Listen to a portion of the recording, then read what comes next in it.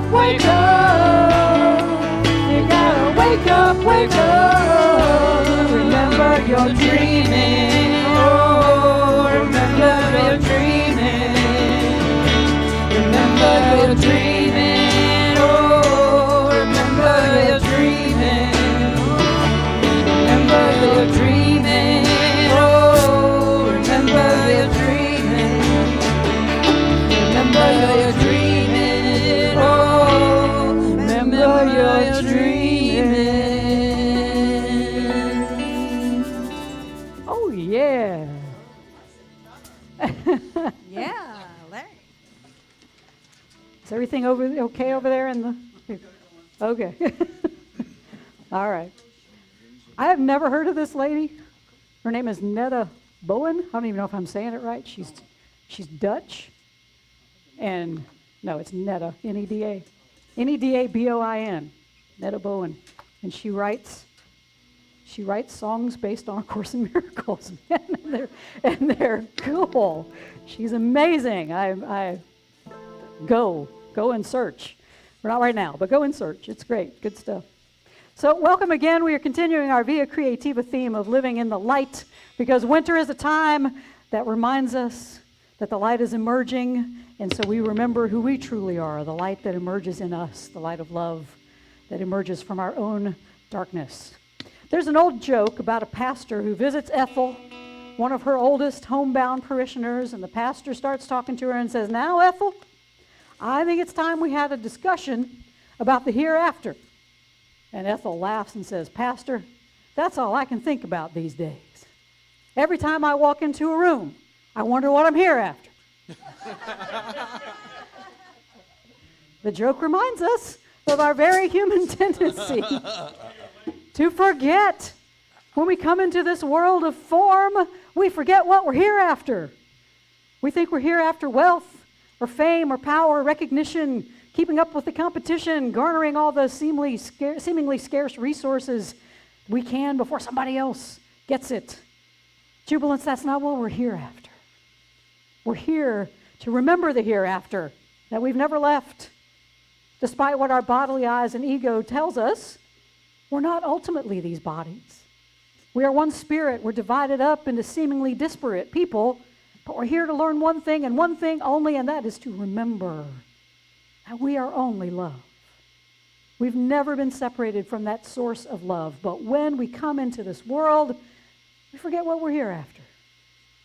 The Course in Miracles tells us exactly what we're here after: to forget and remember. To forget the ego's insistence that we're separate, and remember the truth of the hereafter. We are one, and we will always be. And when we can remember that, we'll never forget to say, Oh, yeah. Yeah. Please rise as you're able. And we begin every Jubilee Circle celebration in the same manner. We remember the elements, the air, and the water, and the earth, and the fire. And we burn sage as a reminder that this is a safe and sacred time. And we set our intentions as we call the four directions. We set our intentions for our personal lives, our intention to remember who we truly are, and our intention to remember for the world who it truly is, so one day it can awaken as well to that light within. And we center ourselves in this sacred time and space by calling the four directions. I invite you to turn and face the east. The sun never forgets what it's here after. It rises in the east each day each day and every day with only one intention: to shine its life-giving rays wastefully. Doesn't care who they fall upon. The sun never forgets that its gift is not a selfish one. It simply shines on everyone, whether we consider them selfish, generous, ugly, beautiful, good, or recalcitrant. May we be like the sun, and remember we're here to shine God's love wastefully. Quarter turn to the right, and we face the south. The south never forgets what it's here after. It beams out its blistering heat on all of us without regard to any categories or divisions we can dream up. Its warm temperatures create the necessary conditions for summer fruits and vegetables to bloom, and even for those gnats and mosquitoes to come out and do their thing. May we be like the south, unashamed of the heat of love that can emanate from us when we are an open channel for God's love. Quarter turn to the right, and we face the west. The west never forgets what it's hereafter. As its stars rise in the west, it gently lays down the cares and concerns of the day and invites us to gaze up into the sky and remember that we're all stardust, all formed from the cosmos in love and joy and peace. May we be like the west, inviting ourselves and others to rest in the cosmic joy of creation. Quarter turn to the right, and we face the north. The north never forgets what it's here after. Its chilly winds force both the rich and the poor to bundle up, to turn away from its freezing winds. It knows that its frozen times are essential if there's ever going to be new growth in the springtime. May we be like the west, cherishing those frozen times in our lives when new seeds of love are planted and begin to take root.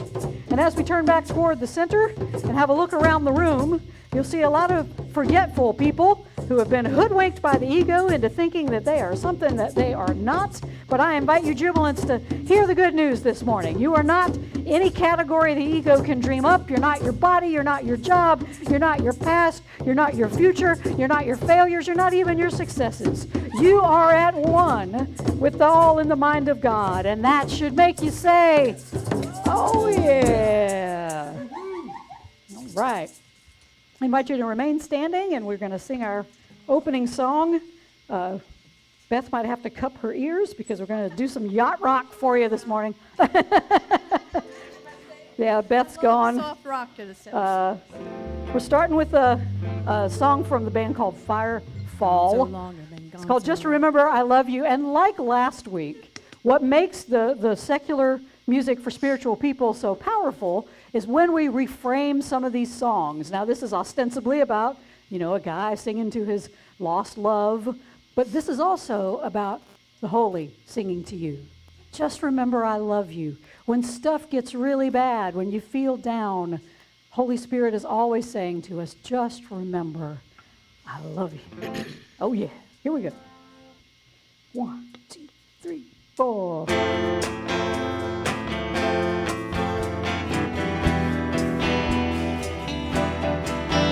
When it all goes crazy and the thrill is gone, the days get rainy and the nights get long. When you get that feeling you were born to lose, staring at your ceiling, thinking of your blues.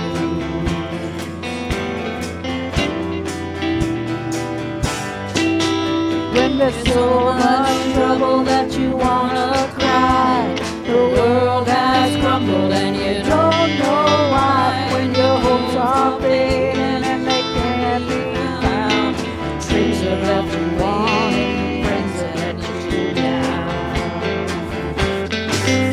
Just remember I love you and it'll be alright.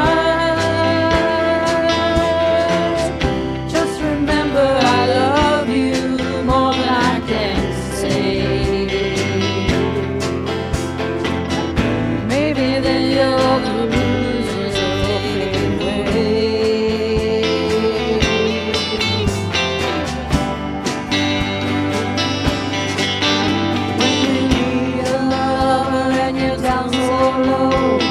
Start to wonder as you never know when it feels like sorrow is your only friend, knowing that tomorrow you'll feel this way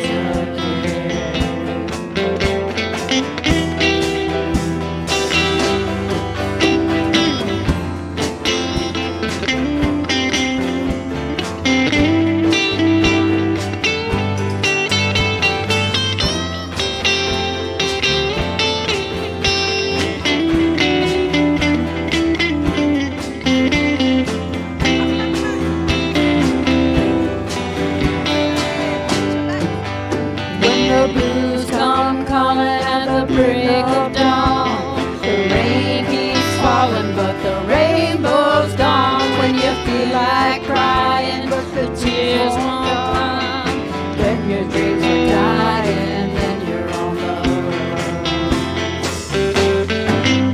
Just remember I love you, and it'll be alright.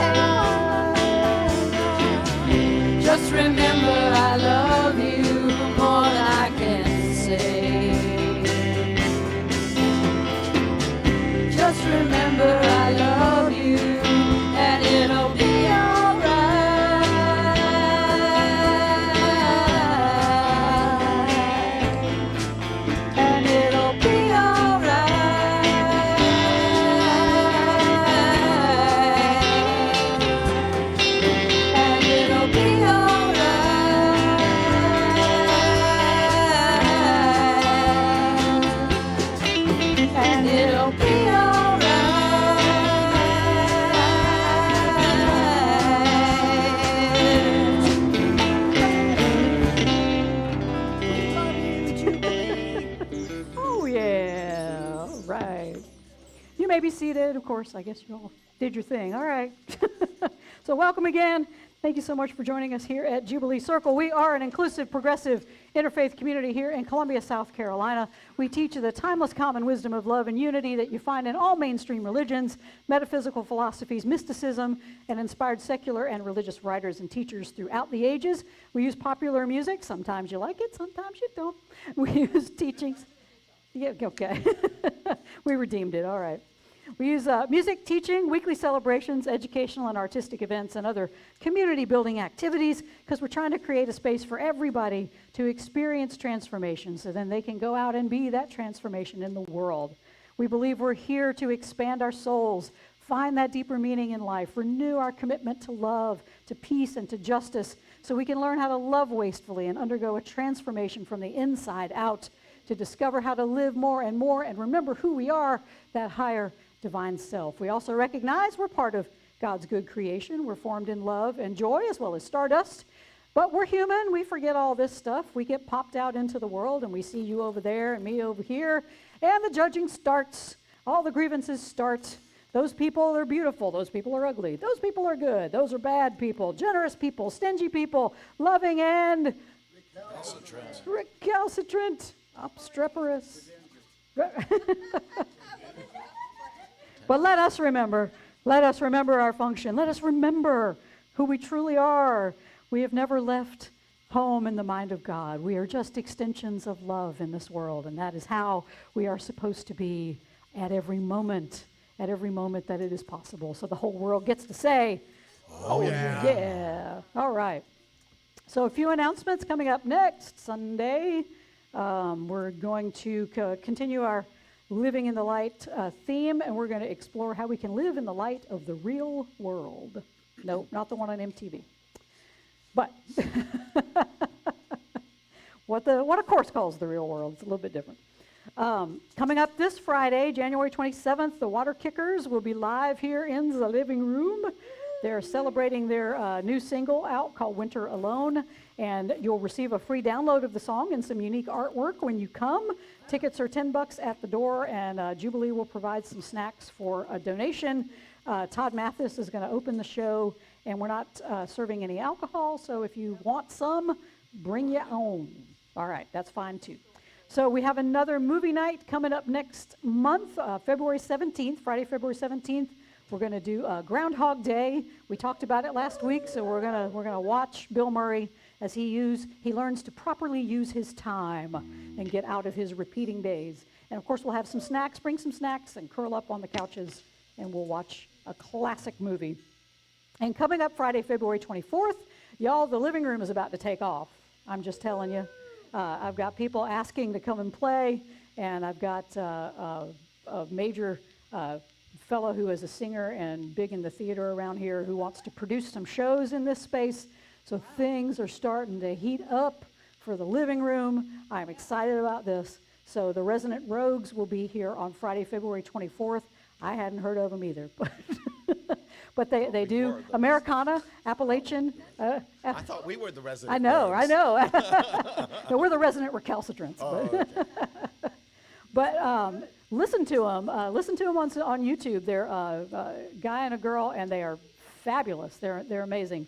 The songwriting duo of Sparrow, who plays the banjo and the accordion, and Keith Smith on guitar. They're really good. So tickets are going to be $15 online or at the door, and we'll again snacks and non-alcoholic beverages. Show is BYOB, but it's going to be fun, and I'm hearing from folks who know this group and want to come and see them. So, all right. Let's see. Sundays at 10:30, of course, is Soundy School. Course in Miracles discussion group meets at Tuesdays at 7 o'clock here. And Torch Song is ongoing. My beautiful and lovely, wonderful partner Beth is starring one of the starring roles. Well, there's only like 5 people. And she was fabulous last night. The reviews are coming in. Yeah, she is the star. In my book, she's the star. So, yeah, but she spends the whole first act in a nightie, so it's very interesting. Oh, yes. So that's it. Now people are coming.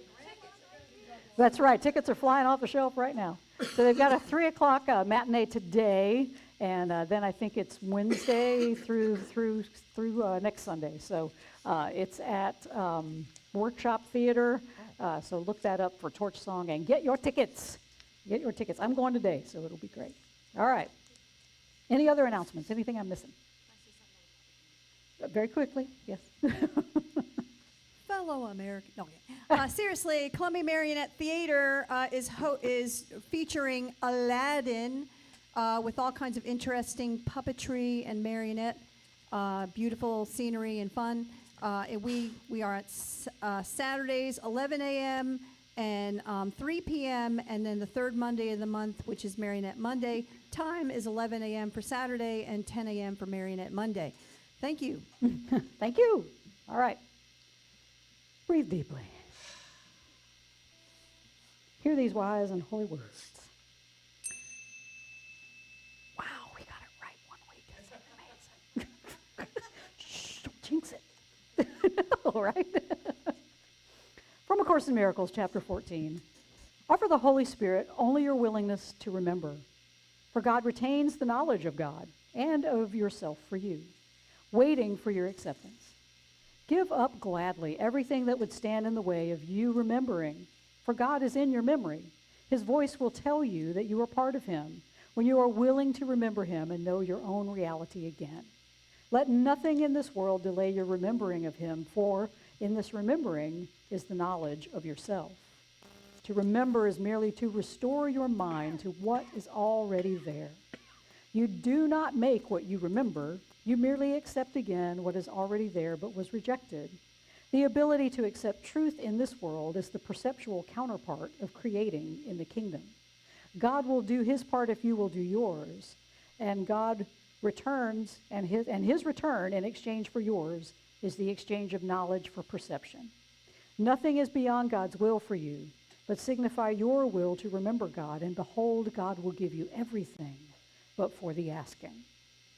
And from writer D.H. Lawrence, no form of love is wrong so long as it is love, and you yourself honor what you are doing. Love has an extraordinary variety of forms, and that is all there is in life, it seems to me. But I grant you, if you deny the variety of love, you deny love altogether. If you try to specialize love into one set of accepted feelings, you wound the very soul of love. Love must be multiform, else it is just tyranny, just death. D.H. Lawrence didn't know he was writing the course. These are wise and holy words. Thanks be to the holy. All creation is holy word. All creation speaks volumes of the holy. Hallelujah.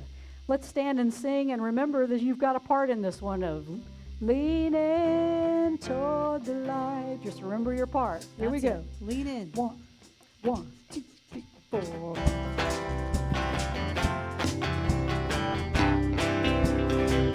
Let's speed it up a little bit.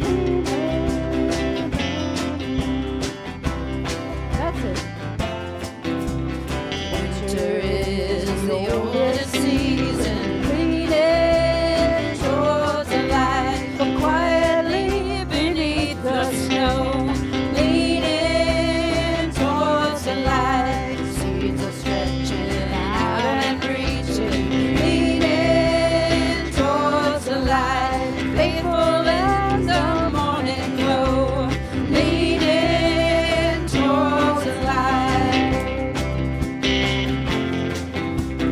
Carry nothing what you must, leaning toward the light, let it show, shake off the dust, leaning toward the light. Today is now, tomorrow beckons, leaning toward the light. Keep practicing the resurrection, leaning toward the light.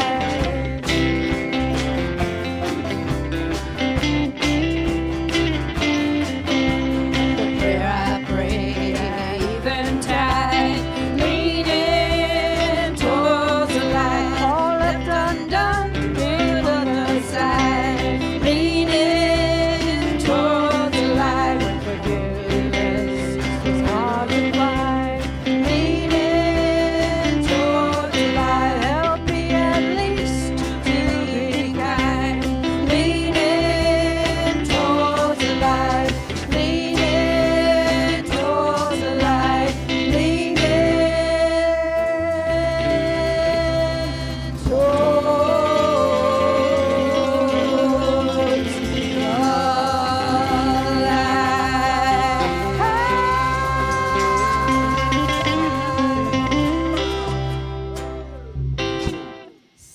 okay for turn white the folks. light off.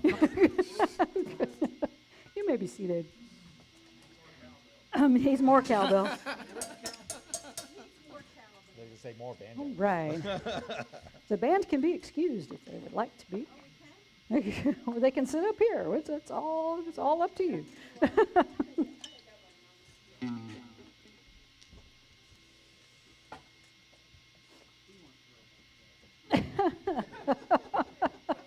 So Keith, we weren't terrible today.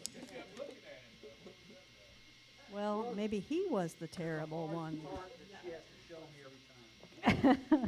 We watch each other up here, man. You know, we help each other. All right, breathe deeply.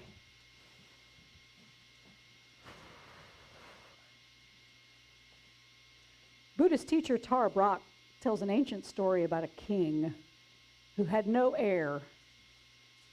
And instead of just picking somebody that he wanted or at random, well, I guess at random, he decided to invite everybody and anyone who wanted the job to come for interviews.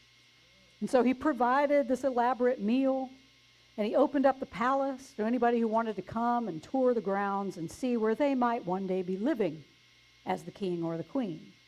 And so to ensure everyone was equal, he provided a room full of different wardrobes, full of jewelry and whatever it is they wanted to wear to appear their best. So when the day arrived, a crowd of people rushed into the castle, onto the castle grounds, and the king and his ministers were waiting in the upper chamber to greet those who would come forward and be interviewed. Meanwhile, the people down on the castle grounds, they're making themselves at home. They're taking in the bathhouses, they're trying on clothes, they're experimenting with perfumes and jewelry. And the people milled around. They started eating, all the great food that had been laid out. They were talking and laughing and admiring and judging each other. Hours went by, but still nobody came up to talk to the king about becoming his heir. And the king and his ministers, they could hear the people downstairs laughing, talking, enjoying themselves. Finally, after a little while, it got quiet, and the king sent the minister down to see what was going on. And the minister came back up a few minutes later and reported that everybody had left. They took the food, they took the jewelry, they took the clothing. They were gone. They were full, they were tired, and they forgot why they came. And that's our story here in this bodily world. We've come here to remember who we are. We're already God's heirs, already holy and innocent. Our purpose here is to be the light of the world, that open channel for God's love to manifest in this world of form. And when we get here, though, we get distracted. There's so much to do in this bodily world. Foods to enjoy, clothing to wear, jewelry to adorn ourselves with, friends and lovers to find, enemies and strangers to judge. So much going on. We get full. We get tired. We forget why we came here in the first place. We get caught in the ego's trance of seek but do not find. We think that we are the clothes we wear. We think we're the background we came from. We think we are the thoughts that we think or the emotions we express. We think we're our jobs.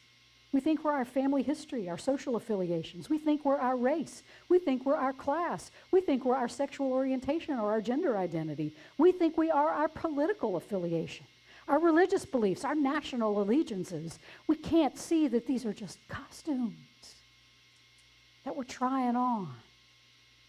And it has nothing to do with who we are or why we're here. Our work in this world, according to A Course in Miracles, is to forget and remember. We must forget the egoic distractions of this world that convince us that we're something that we're not. And remember who we truly are, that innocent light of love that's just meant to shine in the world. So how do we forget and remember? It begins with willingness, the Course says. Offer the Holy Spirit only your willingness to remember, for Spirit retains the knowledge of God and of yourself for you, waiting for your acceptance. Give up gladly everything that would stand in the way of your remembering, for God is in your memory. His voice will tell you that you are part of Him when you are willing to remember Him and know your own reality again. Let nothing in this world, not the temptations of costumes or prestige, let nothing in this world Delay your remembering of God, for in this remembering is the knowledge of yourself. Oh, but the things of the world, oh, we love them. We do. Like those guests, we get caught up in these world's delights and how we can dress up and be different things in this place of form when, however, we set our intention, our willingness to remember who we are, amazing things start to happen. We begin to become aware of so much more that is going on in this world that we have ever known or seen before. And this, of course, is what God does for us. When we become willing to remember the truth that's already in our mind, God exchanges our perception of the world for holy knowledge. And that means, as we become more and more willing to remember who we truly are, we become more and more aware of just how distorted the egoic view of the world really is. We are always perceiving wrongly when we see this world through the lens of judgment or grievance or manipulation or competition. If we're willing, though, to have that perception healed, we can come to a place of knowing that we're on the right path because we've ultimately chosen love over fear. Breathe deeply.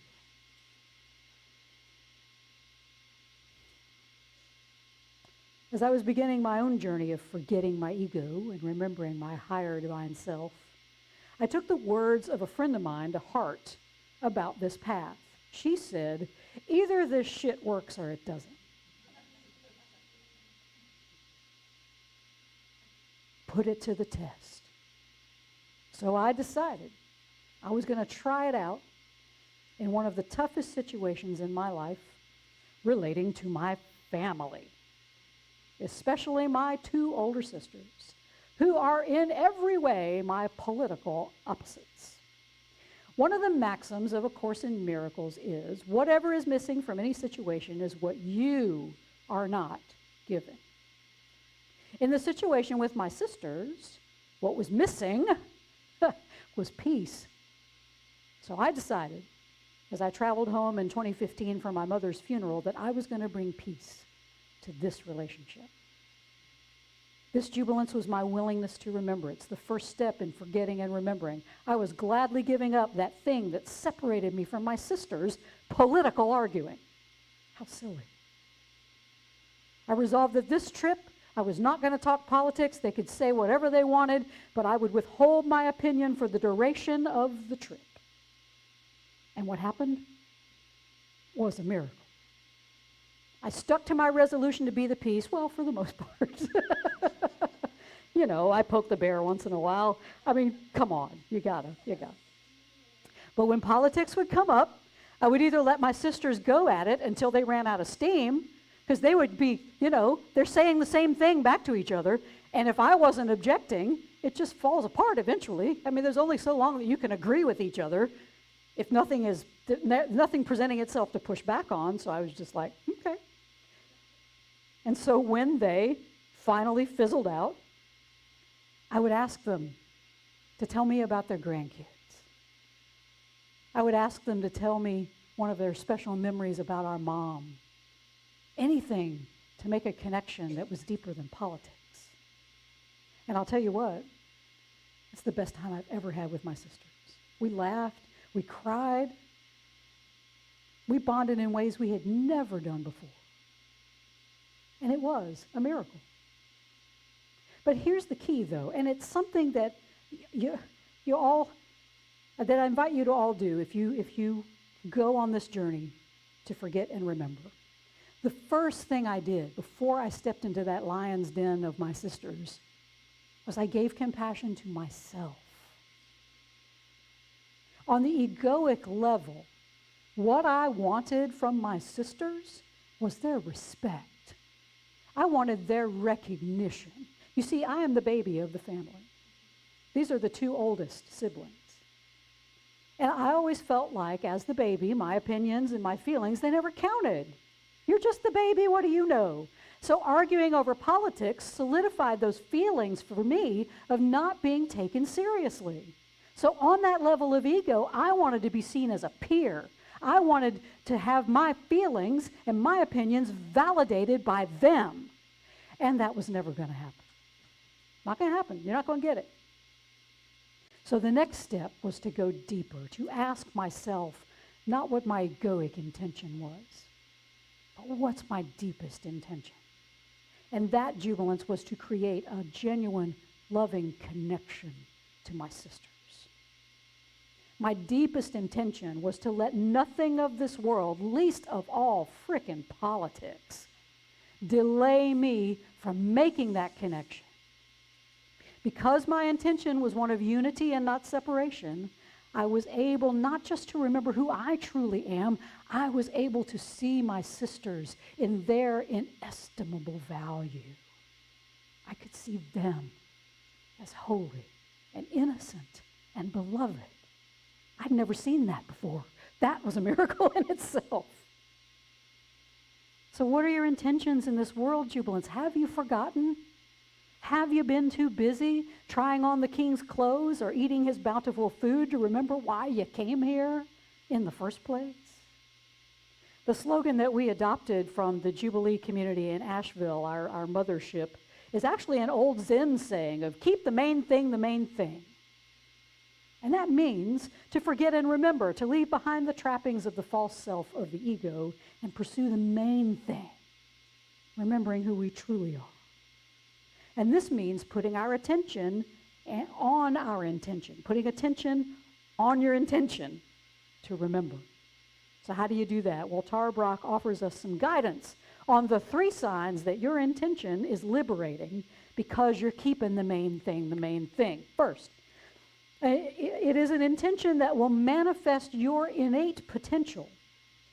When you set your intention to restore your mind to what is already there, as the Course says, to remember your holy innocence, God will use your innate talents and skills for this purpose. For example, the Holy Spirit will never call me to become an accountant. It's not going to happen. I will spend a lot of time in jail. I don't know. Maybe that's where I'm supposed to be. Who knows? But that's not where my talents lie. That's not my skill. Math is hard. I was told there would be no math. But as I have sought more and more to forget my ego and remember my higher divine self, the Holy has used all of my skills. Right now, I'm using just about every skill I possess. Writing, speaking, songwriting, collaboration, even a bit of web building. I'm not great at it, but I can do it. All of those things help me become this open channel for God's love to flow through me into the world. And God will build on your strengths if you set out to remember. Secondly, your liberating intention must be embodied. Because you can't just talk about becoming a better person or more loving to people and then go out and be mean or unloving in any way. Still working on this one in traffic, although I will tell you, when I was driving on 26 yesterday, and people took the crazy pills. They really did, and they were just swerving in and out. And I want you to know this is like a first. I'm going to have to write down the date. I had no reaction. I had somebody just come up and write. I'm just like, all right. Nothing. Now, my heart didn't skip a beat. I didn't feel angry. This shit works or it doesn't.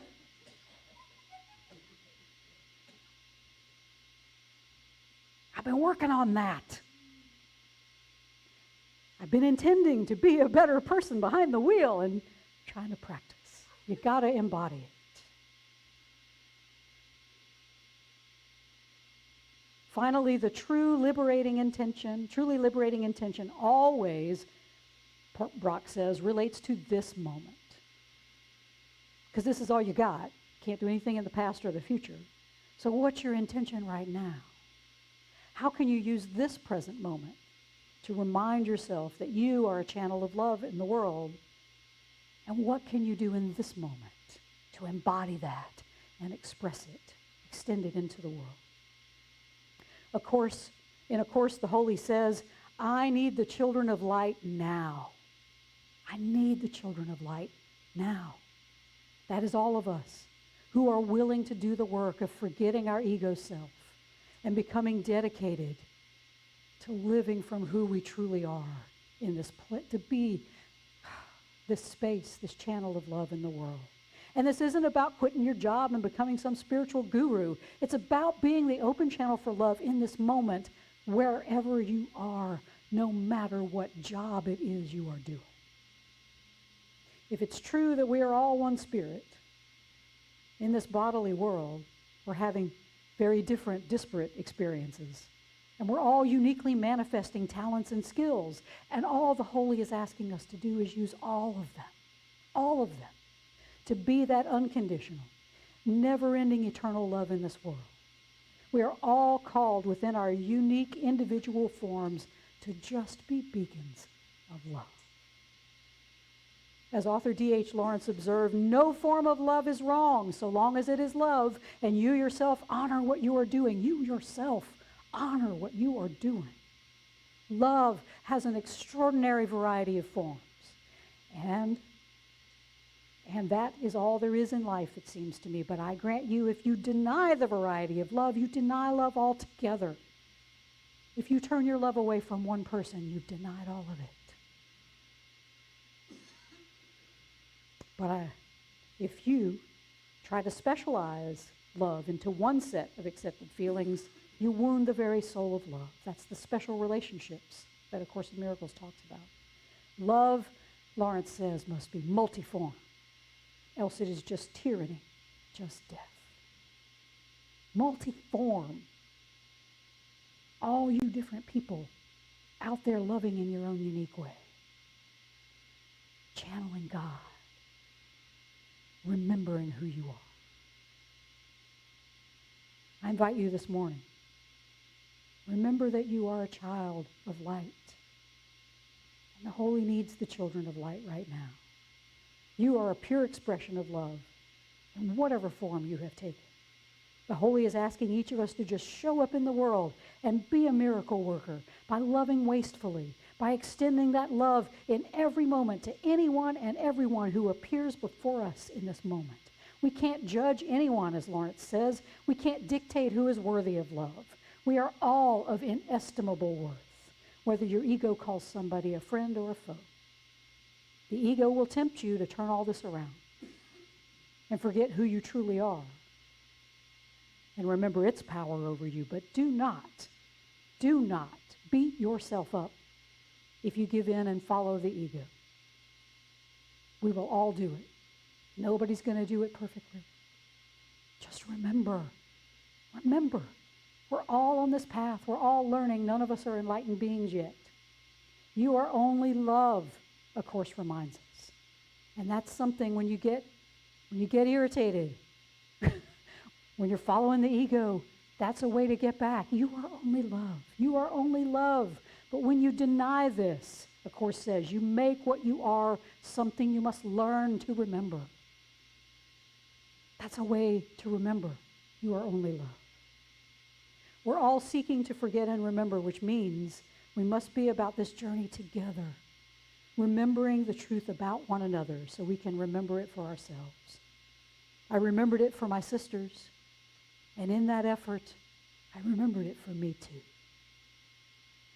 This all turns, jubilants, on your willingness to remember. And you do that by setting your intention to awaken to your higher divine self in every moment of the day. Then be willing to become the embodiment of that love in the world using all the skills that you have been given, no matter where you are in the moment. A Course assures us that if we do our part, God will do its part. And we will have everything for the asking. And that is not a promise of worldly goodies. I don't know, you might get some. But that's not the everything that you want.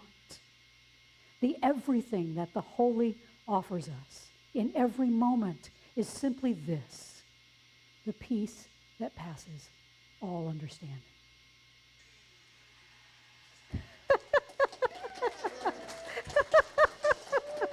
Right on cue. Thank you, Renee.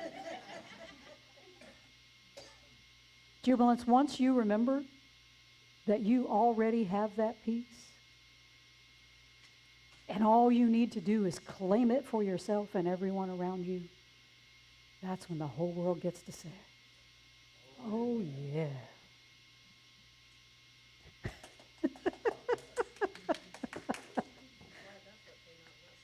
Right. Oh, no, that would have been fun. I've said shit twice. Oh, 3 times already. So. Welcome to Jubilee Circle. We're going to have to put an explicit on one of these. Yes. Breathe deeply. So what are your intentions? Our intentions, we set intentions all the time, but mostly they're unconscious. Because that's where our attention goes. We are what we teach in this world. That's what a course says. We're always teaching. And you can either teach those around you that they are not worthy because you don't feel worthy, or you can teach everyone around you that they are of inestimable worth. What are you teaching? How can you be more intentional with your intentions? What gifts is the Spirit calling you to use in this world to be that open channel for love? And remember, it's a moment by moment thing. We can't go back and do something different in the past. We can't do something that's not here yet. But this is the moment. This is the moment we can be the open channel for love. This is the moment we can do miracles.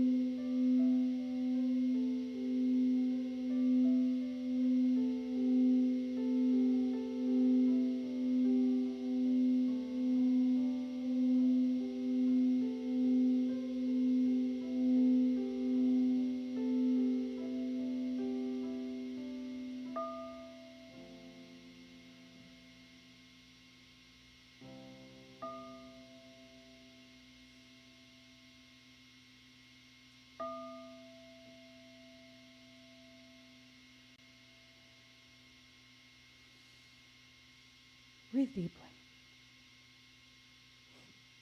You know what was the most fun about the thing with my sisters? They didn't notice. Not once did they go, "Why are you not arguing with us about politics? Why are you not?" They didn't even notice. That was fun, you know? I mean, I felt like I was like doing a magic trick. But you know, on some level, they know they had a peaceful visit too. Anyway, that just came to me. Either this shit works or it doesn't. That's 4. I think that's our limit. What? I know. So for those of you still tuned in, right. The reason that we are still here is because you have been supporting us, and we thank you so much for the support and that you've had for us in the past, the support that you will have in the future, the support that you have right now. Yes, Jesse, take that around. Go to Todd and hand that around. All right. Oh, Todd's doing it electronically, and you can do that too. On your bulletins, there is a QR code and you can go and give online if you want to do that. And for those of you out in YouTube land, you can go to jubileecircle.com /donate, or just to jubileecircle.com and hit the donate button there. And we thank you so much for your ongoing support. And we're going to let our online audience go about their business right now. But we do remind you that if the only prayer you ever say in this life is thank you, it will be enough. Thank you, Jess. And that is Meister Eckhart, and what that means is that you are in a state of gratitude. And when you're in a state of gratitude, you are in this present moment, and you are available to be the love that needs to be in the world. You are available to be a miracle worker. So gratitude puts you right there. So thank you for being here, and we will see y'all next week as we say thank you and oh yeah.